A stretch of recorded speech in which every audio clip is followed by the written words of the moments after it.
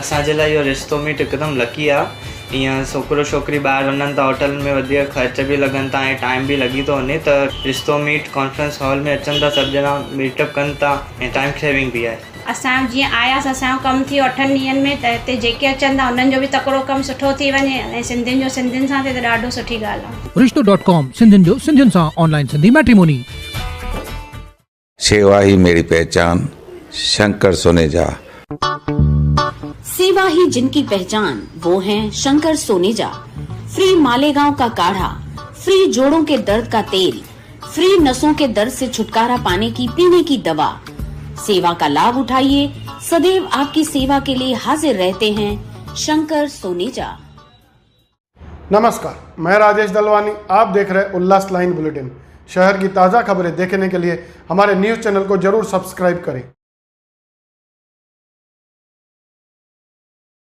महिला दिवस के अवसर पर गंगोत्री वेलफेयर फाउंडेशन की तरफ से उल्लासनगर शहर में महिलाओं के लिए एक चर्चा सत्र का आयोजन किया गया था। इस अवसर पर महिलाओं ने सामाजिक, शैक्षणिक, राजनीतिक जैसे अलग अलग विषयों पर अपने विचार व्यक्त किए। साथ ही साथ वहाँ मनोरंजन के लिए संगीत का भी आयोजन किया गया था। जितनी आज़ादी अब भी है उतनी आगे भी रहनी चाहिए और उससे आगे और आज़ादी मिलनी चाहिए। जैसे कि अभी भी महिलाएं जो घर से नहीं निकल सकते हैं उनको बाहर निकलने की आज़ादी मिलनी चाहिए। हमें मेल डॉक्टर चाहिए, सो मुझे ये चीज़ से ही चाहिए कि आप जितना ट्रस्ट मेल डॉक्टर्स पे करते हैं उतना आप फीमेल डॉक्टर्स पे ही करें।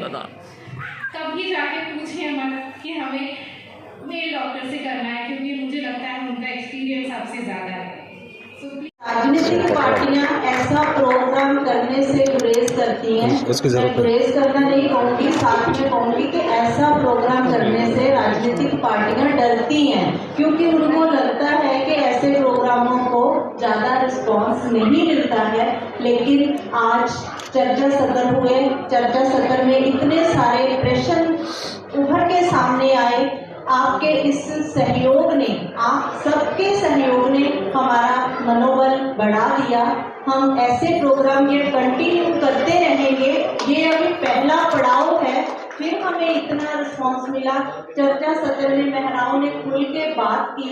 हम नेक्स्ट भी जल्दी ही सेशन लेंगे और हमारे अपने सब लोग बैठ के लिस्टिंग कर रहे थे और बहुत सारे, मुझे लगता है 40-45 भी, जितनी मेरी नज़र पड़ी अभी 40-45 से भी ज़्यादा प्रश्न जो हैं, ज़्यादा मुद्दे हैं, वो उभर के सामने आए हैं। और ये प्रोग्राम ऐसा नहीं है कि आज हम एक साथ इकट्ठा हुए, हम मिले, हमने बातें की, हमने चर्चा सत्र किए और इधर ही हम सबको नमस्कार बुला के धन्यवाद करके उस प्रोग्राम को खत्म कर देंगे। जितने ये हमारे पास 40-45 क्वेश्चंस आए हैं उनको इमीडिएटली मैं पत्रकार भाइयों से कहना चाहूँगी, वो क्वेश्चंस हम एक बार फिर से प्रेस कॉन्फ्रेंस करके हम उनके सामने रखेंगे और महाराष्ट्र की हर पार्टी की, क्योंकि ये कोई एक पॉलिटिकल मुद्दा नहीं है, ये विमेन एजेंडा है और इसके ऊपर हम अच्छे से काम करेंगे। और महाराष्ट्र राज्य के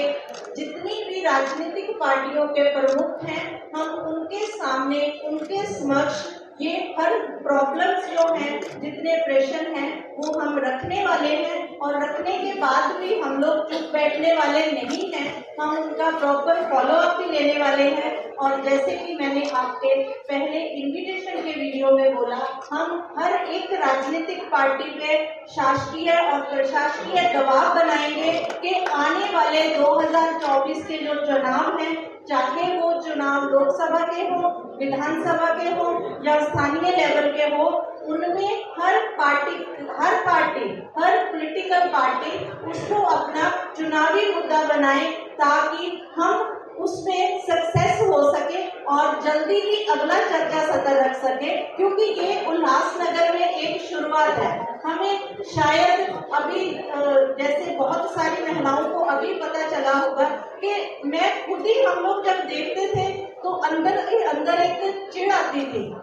शायद वैशाली जी मुझे पूछती तो मैं ये मुद्दा रखती कि मुझे अंदर ही अंदर फ्रस्ट्रेशन होती थी कि 8 मार्च का दिन क्यों शुरू किया गया है।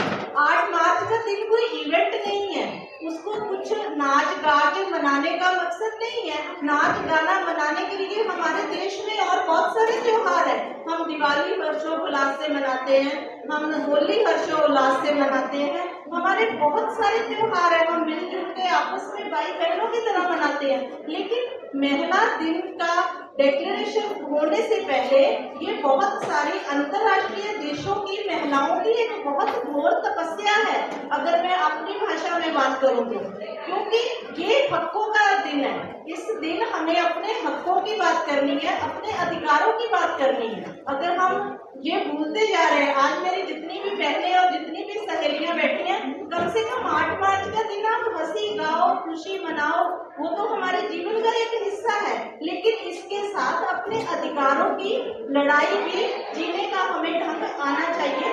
और हमें खुशी है कि आप सबका हमें सहयोग मिला। जल्दी ही ये एजेंडा हम अपने ऊपर की जो हमारी राजनीतिक सब पार्टियों के प्रमुखों के पास पहुंचाएंगे। और जैसे राज जी ने बोला कि अगर आप में से हमारे साथ कोई चलना चाहता है तो वो भी बहुत अच्छी बात है। हम सब लोग मिलके जाके उन पे विमेन एजेंडा 2024 अपना उनके आगे पेश करेंगे। और चुनावी मैं राजनीति में हूँ, अपने धर्म की राजनीति करता आया हूँ। बीच में कुछ साल मेरी माँ नगर सेविका रह चुकी है। मेरी माँ अपने जमाने की पढ़ी लिखी थी। वैसे ही सिंधी समाज में कुछ समय महिलाओं की पढ़ाई पर रुचि नहीं थी।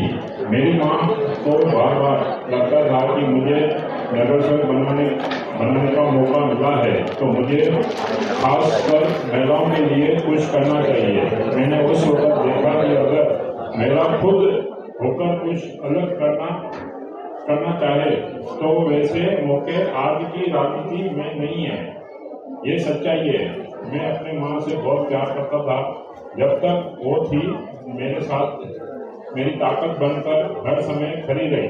आज वो नहीं है तो मैं चाहता हूँ कि उनका जो सपना था महिलाओं की स्वतंत्र रूप से राजनीति हो उसे पूरा कर सकूं।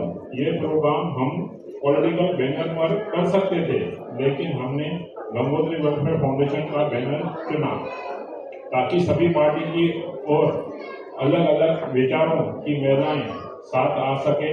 जो चर्चा यहाँ पर हुई है वो विषय रखे गए समझता हूँ अपने आप में प्रोग्राम की सफलता है। मुझे खुशी हुई कि हमने जो कोशिश की आप लोगों के इस साथ मिला। इससे प्रोग्राम की सफलता के लिए मैं सोनिया मैडम का अभिनंदन करता हूँ। अगर ऐसे प्रोग्रामों को लोगों का समर्थन मिलता है तो पॉलिटिकल पार्टियां इस तरह के प्रोग्राम बार बार करती रहे। हमारा मनोबल अपने आप बढ़ाया, उसके लिए बहुत बहुत धन्यवाद। आप सबको फिर से एक बार महिला दिवस पर ढेर बताएं। धन्यवाद। ब्यूरो रिपोर्ट महेश रोकड़े, उल्लास लाइन बुलेटिन, उल्लासनगर।